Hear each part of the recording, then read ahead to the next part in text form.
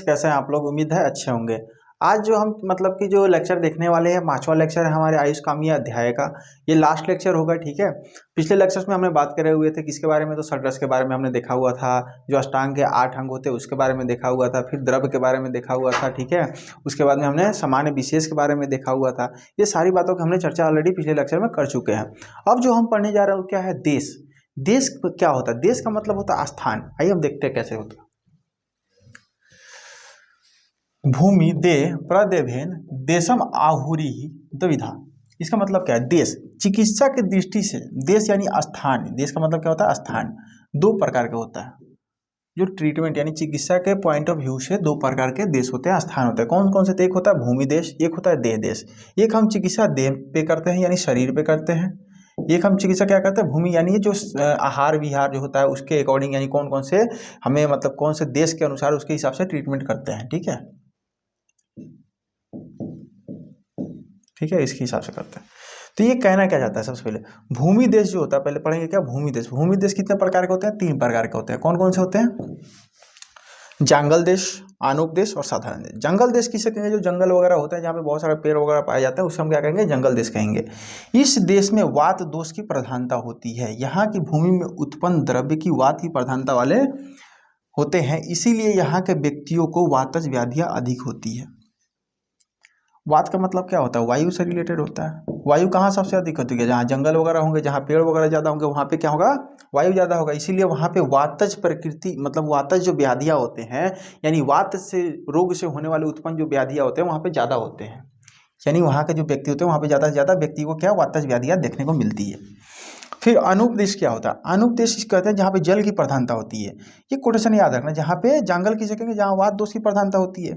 अनुपदेश कहाँ कहेंगे? जहाँ जल की प्रधानता होती है, जहाँ बरसात अधिक होती है और नदी नाले अधिक बहते होते हैं, इसीलिए यहाँ के व्यक्ति को कफज व्याधियाँ अधिक पीड़ित करते हैं होते हैं। साधारण देश। साधारण देश का मतलब क्या होता है? ना तो जहाँ पे अधिक बरसात हो, इस देश में सामान्य अवस्था होती है, क्योंकि ना तो यहाँ अधिक बरसात होती है ना ही अधिक जंगल होता है। इसीलिए यहाँ के व्यक्ति का दोष वात आदि साम्य अवस्था में होता है, यानी यहाँ के व्यक्ति स्वस्थ होते हैं। साधारण देश वाले क्या होते हैं? स्वस्थ होते हैं।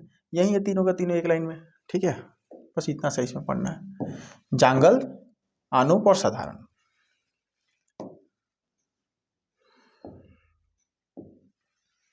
अब यहाँ पे होता है भेषज काल का क्या मतलब है? भेषज का मतलब होता है जो आपका डॉक्टर होता है उसके। काल का अर्थ होता है अवस्थाएं, जो चिकित्सा के जो अवस्थाएं होती है, यानी भेषज काल का मतलब होता है चिकित्सा का जो अवस्थाएं होती है। यानी एक बीमारी होती है, सबसे पहले रोग उत्पन्न होना स्टार्ट हो जाए, फिर पहले स्टेज, दूसरे स्टेज, तीसरे में जाता है, फिर उसका लास्ट स्टेज से आता है। उसी हिसाब से ये भी कहता है जो काल का मतलब होता है वो अवस्था के लिए मतलब कि किया गया है, व्याधियों की अवस्थाओं के लिए होता है। जैसे चिकित्सा के क्षेत्र में काल शब्द का प्रयोग 2 अर्थों में होता है। एक तो होता है क्षण मुहूर्त आदि के लिए, और दूसरा व्याधि की अवस्था के लिए। यानी व्याधि यानी रोग की जो भी मतलब डिजीज है उसकी जो अवस्थाएं होती है, जो उसकी स्टेजेस होते हैं, उसे हम कहते हैं भेषज काल कहते हैं। काल जो आप चिकित्सा काल करके एक चैप्टर पढ़ोगे आप क्रिया शारीर में, वहाँ पे काल चिकित्सा काल के बारे में विशेष रूप से आपको बताया जाएगा, ठीक है। काल के ये दोनों भेद रोगी के औषध द्रव्य देने के लिए प्रयोग में लाए जाते हैं, ठीक है।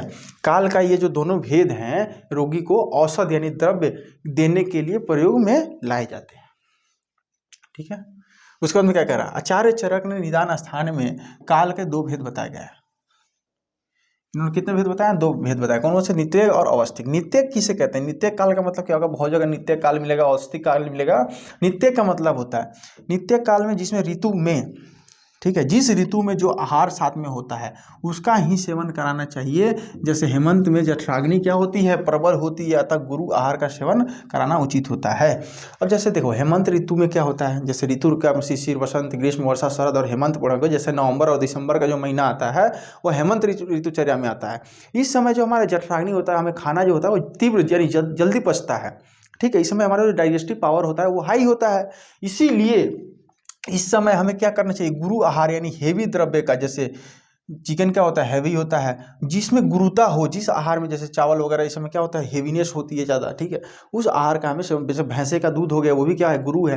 तो ये सारी चीज़ें, भैंस का दूध, ये सारी चीज़ें क्या होता है?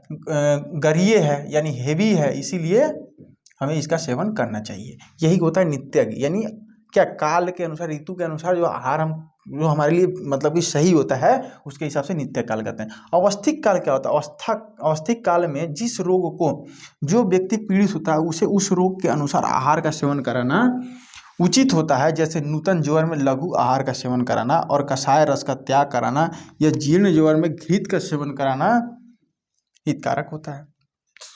अब इसमें क्या होता है, अवस्थिक काल में क्या होता है, कौन सा आहार खाने से हमें कब किस ज्वर में किस रोग में हमें कौन से आहार का सेवन करना है, किसे त्याग करना है, उसके हिसाब से ट्रीटमेंट करना अवस्थिक काल कहलाता है। ठीक है, ये है।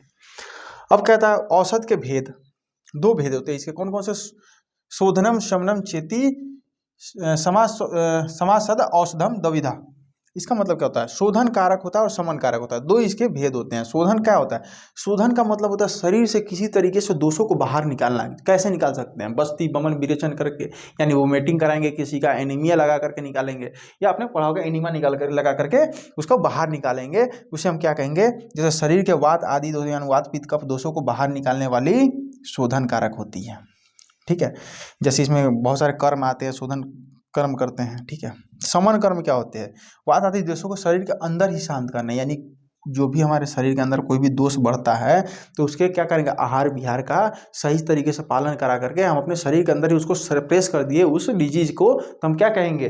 वो होता है शमन कारक। यानी औषध के दो प्रकार के क्या औषध के भेद हैं? औषधि यानी द्रव्य दो प्रकार के होती है, कौन? शोधन और शमन। एक होता है जो शरीर से बाहर निकल दे, एक होता है जो शरीर के अंदर सप्रेस कर दे। बस इतने इजी वे में इतना ही याद करना है। अब क्या है? अब है चिकित्सा के चार पाद, यानी चिकित्सा के चार पैर कौन कौन से होते हैं? ट्रीटमेंट के चार पैर कौन कौन से हैं? ठीक है, ये कह रहा है। एक तो होता है भीषक होता है, यानी फिजिशियन होता है, जो हमारे डॉक्टर हैं वो होते हैं।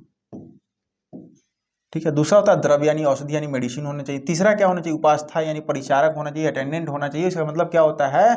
जो हमारे कंपाउंडर होते हैं, जो डॉक्टर के साथ रहते हैं, उसे कहते हैं नर्स, जो होती है उसे कहते हैं। ठीक है, चौथा क्या होना चाहिए? रोगी होना चाहिए, पेशेंट भी तो होना चाहिए, तब तो उसका हम इलाज करेंगे। यानी ये चार चीज़ तो चिकित्सा के होने ही चाहिए। इसी को चार पैर कहे गए हैं, इसी को चार पाद कहे गए हैं। चिकित्सा के चार पाद कौन कौन से? भीषक, द्रव्य, उपास्था और रोगी। उपास्था किसे कहते हैं? अटेंडेंट को कहते हैं। जो कंपाउंडर होता है उसे कहते हैं औषधि यानी मेडिसिन को कहते हैं। भीषक यानी जो हमारे फिजिशियन, जो हमारे डॉक्टर होते हैं उसे कहते हैं रोगी यानी पेशेंट को। ठीक है, इन चारों पादों के चार चार गुण। अब ये प्रत्येक चारों के चार चार गुण भी होते हैं, उसके बारे में भी बताया गया। सबसे पहले वैद्य के गुण, ये श्लोक आप याद कर लेना। ठीक है, इंपॉर्टेंट है। किसका है ये? वैद्य के गुण है, ये वैद्य के गुण का श्लोक है। ठीक है, वैद्य के चार गुण बताए गए हैं, कौन कौन से? दक्ष, तीर्थार्थ शास्त्रार्थ, दृष्ट कर्मा, सूची। यानी मतलब दक्ष, दक्ष का क्या मतलब होता है? चतुर होना चाहिए, अपने कार्य में कुशल होना चाहिए, अपने काम उसको बहुत अच्छी तरीके से आता हो, वही तो डॉक्टर होगा।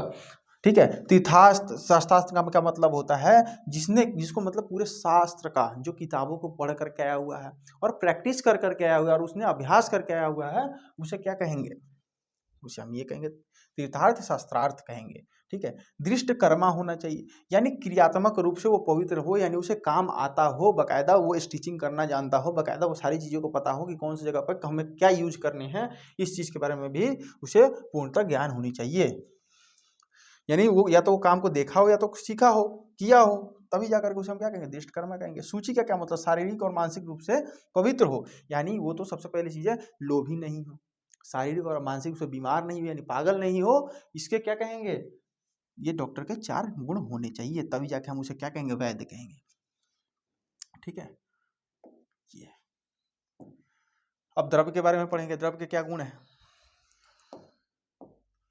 द्रव्य के गुण पढ़ लो। बहुकल्पम बहुगुण संपन्नम योग्यम औषधम। ठीक है, यानी बहुकल्प, एक ही औषध, यानी बहुकल्प का क्या मतलब? एक ही औषध द्रव्य को रोगी के सुविधा अनुसार अनेक प्रकार से प्रयुक्त किया जा सके, जैसे स्वरस, क्वाथ, चूर्ण, हीम आदि के रूप में। यानी एक ही औषधि को सुविधा अनुसार अनेक प्रकार से, जैसे कि आप किसी के साथ मिला करके खाओ, घोल करके खाओ, ऐसा होना चाहिए। उसे क्या कहेंगे? बहुकल्प कहेंगे। यानी उसके बहुत सारे ऑप्शन हो, उसको घी के साथ ले सके, उसे दूध के साथ ले सके, उसके पानी के साथ ले सके, इसे हम क्या कहेंगे? बेहतरीन ऑप्शन हो उसके लिए। ठीक है, उसे बहुकल्प कहेंगे। ठीक है, बहुगुण। ठीक है, या तो इसे ये भी कह सकते हैं चूर्ण के भेष में दे सकते हैं, क्वाथ में, या फिर ही यानी उसे क्वाथ बना करके दे सकते हैं, या चूर्ण में के पॉइंट ऑफ व्यू से भी उसे खिला सकते हैं, ऐसा होना चाहिए। ठीक है, अब बहुगुण का क्या मतलब है? जो द्रव्य अनेक गुणों से युक्त हो तथा जिससे अनेक रोगों को नष्ट किया जा सके, सबसे मोस्ट इंपॉर्टेंट गुण में से एक है। यानी इसमें क्या होना चाहिए, जो द्रव्य होता है उसमें गुण तो होता ही होता है, तब तो जाकर के वो असर करेगा। यानी फीवर वगैरह जो भी हमारे शरीर में हो जाते हैं, कभी ज्वर हो गए तो उसे साम्य करने की उसके में क्षमता हो, बहुत सारे गुण हो, तब तो जाकर के वो हमारे शरीर पे इफेक्टिवली काम कर पाएगा। फिर संपन्न, यानी कीट जल आदि से गुणहीन या नष्ट ना हुआ हो, पाक आदि क्रिया से उचित रूप से हुई हो, यानी अच्छी तरह से पका हुआ होना चाहिए, पाक क्रिया से कर करके उसमें जो भी मतलब कि वो क्या बोलते हैं फंगस वगैरह जो भी लगे ना लगे हों, यानी उस पर मतलब बैक्टीरियल वगैरह ना लगे हों, कोई इन्फेक्टेड ना हो, ठीक है, वो इसका संपन्न कहते हैं उसे। ये किसका? द्रव्य का यानी औसत का गुण है। योग्य, यानी जो देश काल के अनुसार हो, प्रत्येक अवस्था में यानी आयु में व्यक्ति को सुविधा पूर्वक उसका सेवन किया कर सके, ऐसा होना चाहिए। योग्य यानी सबको इसका यूज कर सके, ठीक है। ये होता है किसके? औसत के गुण समाप्त। अब किसके? अटेंडेंट यानी जो हमारा कंपाउंडर वो कैसा होना चाहिए, जो हमारा नर्स है वो कैसा होना चाहिए? तो अनुरक्तम, शुचि दक्षो, बुद्धि माँ अपरिचारका, ठीक है। यानी अनुरक्त होना चाहिए, सूची होना चाहिए, दक्ष होना चाहिए और बुद्धिमान होना चाहिए। अनुरक्त का क्या मतलब है? अपने रोगी से स्नेह रखने वाला, यानी डिवोटेड होना चाहिए। अपने रोगी जो है उसके प्रति उसका व्यवहार अच्छा होना चाहिए, उससे स्नेह रखने वाला होना चाहिए, उससे अच्छे तरीके से बात करने वाला होना चाहिए। ऐसा हमारा क्या होना चाहिए? अटेंडेंट होना चाहिए, यानी नर्स होना चाहिए। सूची यानी शारीरिक और मानसिक रूप से पवित्र हो, यानी लालची ना हो, पागल ना हो, दिमाग से खिसका हुआ ना हो, यानी सही तरीके से वो कार्य करे। दक्ष यानी अपने कार्य में कुशल और एक्सपर्ट हो। दक्ष का जब भी पॉइंट है तो समझ लेना, ये क्या होता है? अपने कार्य में कुशल हो यानी एक्सपर्ट हो, उसे पता हो कि हमें क्या करना है, आपको अच्छे से ट्रेनिंग लेकर के आया हुआ हो, डॉक्टर की बात माने, ऐसा होना चाहिए। बुद्धिमान यानी चिकित्सक और रोगी की बात को समझने में समर्थ हो, यानी चिकित्सक जो उसका डॉक्टर है वो क्या बात कह रहा है, कैसे खिलाना है, कैसे पिलाना है, ये बात को समझने वाला हो और रोगी की भी बात को समझ सके, ऐसा हमारा अटेंडेंट होना चाहिए, यानी बुद्धिमान होना चाहिए।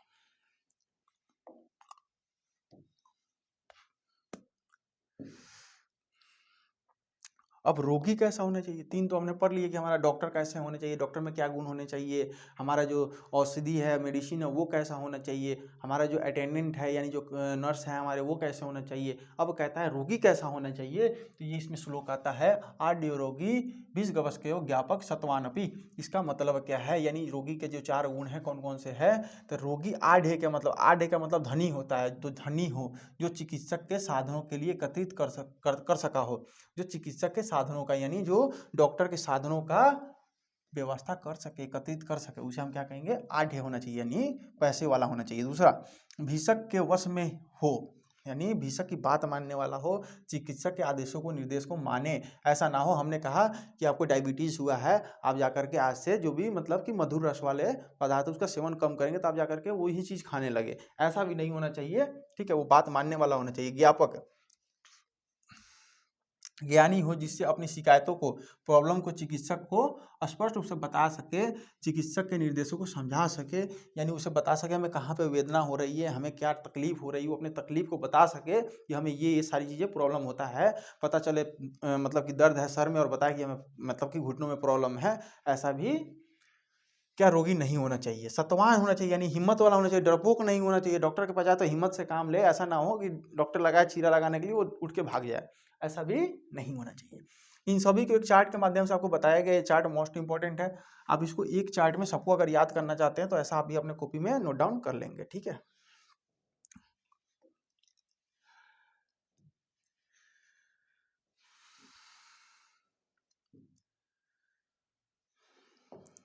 अब क्या है, अब जैसे रोग के भेद पढ़ना है, ये भी श्लोक आप पढ़ लेना, ठीक है। रोग के भेद दो प्रकार के होते हैं। रोग कौन कौन सा होता है? एक तो साध्य होता है, एक असाध्य होता है। ये मतलब कि जो डिजीज होते हैं किस प्रकार, या तो ये ठीक होने वाला होगा या तो होगा साध्य ठीक नहीं होगा, दो ही प्रकार के तो रोग हो सकते हैं। लेकिन इसके अंदर भी दो दो प्रकार किए गए, फर्दर डिवीजन, साध्य के भी दो प्रकार किए गए, असाध्य के भी दो प्रकार हैं। जैसे साध्य होगा तो कैसा होगा, फीवर वगैरह ये सब आएगा तो ठीक हो जाएगा। उसके बाद में कोई हमारी इन्फेक्शन वगैरह लीवर में हो गए हैं, लीवर एब्सिस वगैरह हो गया तो उसको भी क्या करेंगे हम, सर्जरी के थ्रू हम उसको बाहर निकाल सकते हैं, या कोई भी मतलब ट्रीटमेंट करके उसको बाहर कर सकते हैं, उसको ठीक कर सकते हैं, ठीक है। तो उसको ये होगा, ये क्या होगा, ये कष्टदायी होगा। सुख साध्य जो होगा वो कष्टदायी नहीं होगा। फिर मतलब आता है कि असाध्य में, असाध्य में होता है एक मतलब कि क्या बोलते हैं, डायबिटीज वगैरह हो गया, ये चलता ही रहता है, आजीवन रहता है। जब तक आप मेडिसिन खाओगे तब तक आपको रिलैक्स रहेगा, लेकिन ये आपके साथ रह मतलब चलता ही रहेगा। एक होता है असाध्य, यानी उस कभी ठीक ही नहीं होगा, उसको अनुक्रम कहते हैं। वो जैसे कि एड्स हो गया, ठीक है, उसके बाद में आप समझ लो ट्यूबरक्लोसिस वगैरह हो जाते हैं, सॉरी ट्यूबरक्लोसिस कह रहा हूँ, हेपेटाइटिस बी वगैरह हो जाते हैं, ये सारी चीज़ इसमें आते हैं। देखो इस चार्ट के माध्यम से आप देख सकते हो इसमें क्या है। साध असाध्य के पुनः दो दो भेद होते हैं। कौन कौन से साध्य के दो भेद, कौन कौन से, सुख साध्य, कृश साध्य।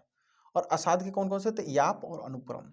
देखो जैसे ये चार्ट के माध्यम से आप देख सकते हो कौन कौन से हैं। तो एक तो क्यूरेबल होते हैं, तो क्यूरेबल साध्य जो होते हैं कैसे होंगे, सुख साध्य होंगे जो इजिली क्यूरेबल है। एक होता है कृश साध्य जो क्यूर्ड विथ डिफिकल्टी, यानी जो आसानी से ठीक नहीं हो, जिसमें चीरा वगैरह लगाने पड़े या थोड़ा सा पेनफुल हो, सीधा बात समझ लो। इसमें अग्निकर्मा वगैरह इसमें आते हैं। इसमें कौन कौन से डिजीज आ जाएंगे, जिसमें इसमें आते हैं जैसे नॉर्मली आप क्या कर सकते हैं, फीवर हो गया तो उसके हिसाब से उसको आहार विहार से ठीक करा दिए, या गया सुख साध्य में। याप यानी जो हमेशा चलता रहता है, बीपी हो गया, डायबिटीज हो गया, ये सारे मतलब कि चलता ही रहता है। इसमें क्या होगा, जो क्यूरेबल नहीं होने वाला, जो ठीक ही नहीं होगा, कैसे हो गया, कैंसर हो गया, एड्स हो गया, ठीक है, हेपेटाइटिस बी हो गया, ये सारी चीजें इसमें आएंगे। ये चार्ट भी इंपॉर्टेंट है, इसको आप पढ़ लेंगे।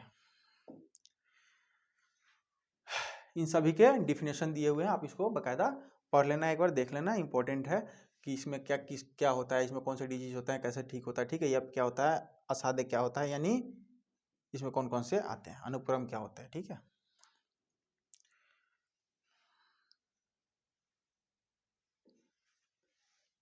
इसको आप देख लेंगे एक बार, ठीक है, पढ़ लेंगे इसको।